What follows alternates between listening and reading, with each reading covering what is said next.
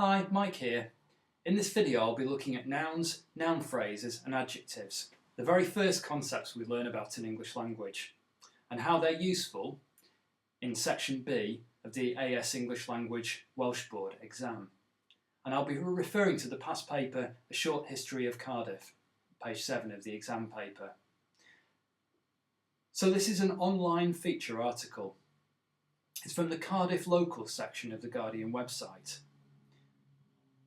The article's a short one, and it's giving us a series of characteristics of the city of Cardiff, from the point of view of somebody who lives there, an insider if you like.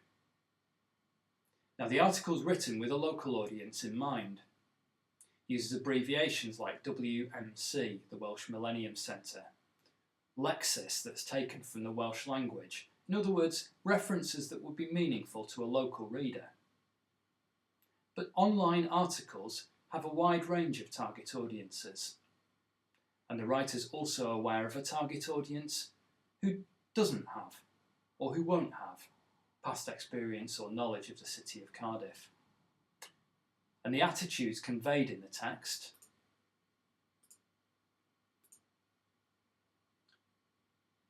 a sense that you have to look beyond the obvious to understand the reality of Cardiff and understand a little bit about its industrial development and history. A sense of teasing, irony at some of the retail and call centre developments, showing that not all aspects of a modern city are positive. But also an affection based on an intimate knowledge of the city, and excitement about some of the economic developments happening, the redevelopments in the Bay Area, the attractiveness of the city to visitors, the fact that it's becoming a centre not just for Wales but for the whole country, and a positive engagement in looking ahead to the city's future. And I want to know what attitudes the writer was trying to convey and what target audiences he has in mind before I started analysing the text linguistically. So how are nouns and noun phrases relevant to this article? Well, I've chosen a sentence here which shows us quite a bit about the writer's attitudes to Cardiff. It shows us that he believes that the city's different faces and its development are very important. This is also a sentence which has a very characteristic structure. It's very similar to many sentences that you'll come across in English. It's what we call a simple sentence. It's a single grammatical unit. It only contains one clause and one main verb. The sentence begins by describing something, in this case a place. The sentence continues with an event, something that happens, and finishes with something that's affected by that event, what it is that has been gone through, in this case, change. And that structure, noun, verb, I'll do that again, verb, noun, you'll see over and over again in language. Object or place, event, and then whatever it is that's affected by that event. So, Sheila drank the milkshake. I wore a yellow scarf. But in this case, it's the city has gone through change, an enormous change. And the use of a simple sentence here shows us how significant that change is to the writer. Here's another way of looking at the sentence. Very often in English we don't just use single words for nouns and verbs. We use what are called phrases. So the writer doesn't use the phrase, in the past 20 years, city has gone through change. He uses what we call a determiner, which we very often use with nouns in English. Determiners are expressions of quantity. They're words like the, some, a, or few. So it's the city. And the name of the city, Cardiff, is not used. This is a reference back to the beginning of the passage. It's what we call anaphoric reference, because the writer will already know from earlier in the passage that the writer is referring to Cardiff. At the end of the sentence, we have, instead of a noun, the city has gone through change, another noun phrase, an enormous change. And again, a determiner, an, is used.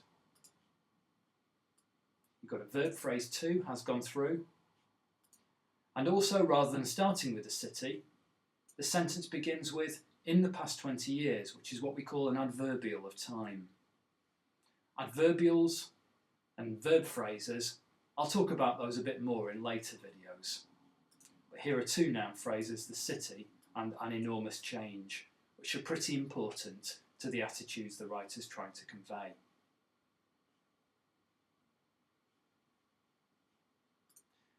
In terms of the different types of nouns that are used, well, that word city is what we call a common noun.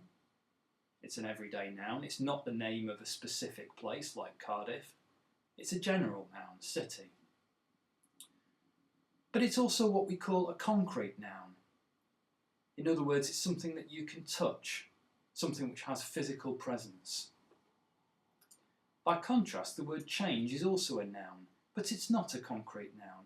Change is more of an idea, a concept. Now we call that an abstract noun, and it's a very significant idea for the passage.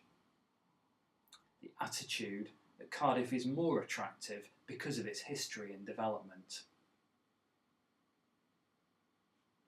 I've talked about determiners already. These are quantity words like the and an. But also within noun phrases, it's possible to include descriptive words. Very often these are adjectives, and in this case the word enormous is used. Enormous is used as an adjective. It's an adjective of quantity, quite a colloquial adjective. An adjective whose meaning has been weakened over time. It no longer means something quite as big as it once did. But here, the word enormous is used to show how significant the change process has been in Cardiff and to keep up the informal feel of what is a general online feature article.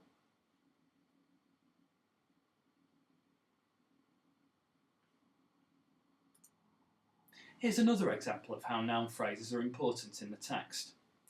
In this part of the passage, the writer's describing the origin and early development of the city, and he uses a series of sentences which don't contain verbs at all. These are sentences we call minor sentences, sentences without a main verb.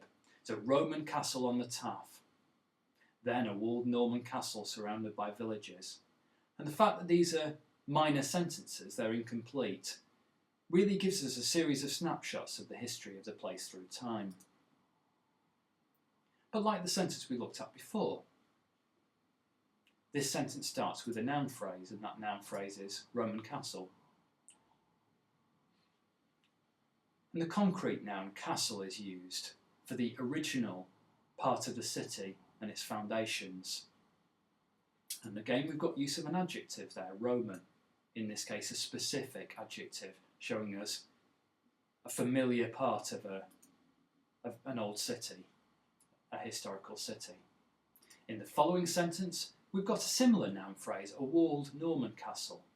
But here we see how the city grew and developed over time. This part of the city has been added to. It's now a walled Norman castle.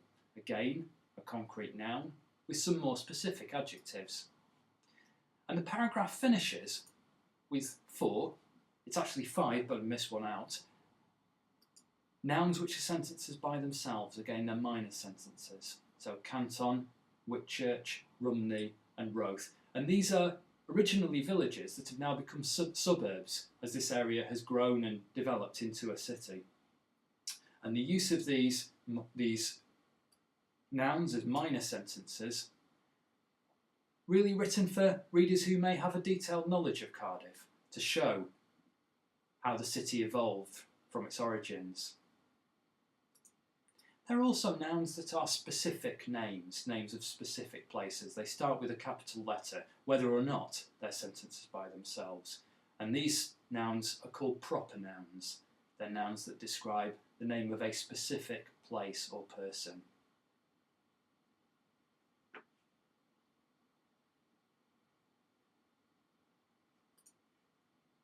That's all for nouns and noun phrases. The next video will be looking at verb phrases and different types of verbs and how they're used to create meaning in a wide range of different texts. Thank you.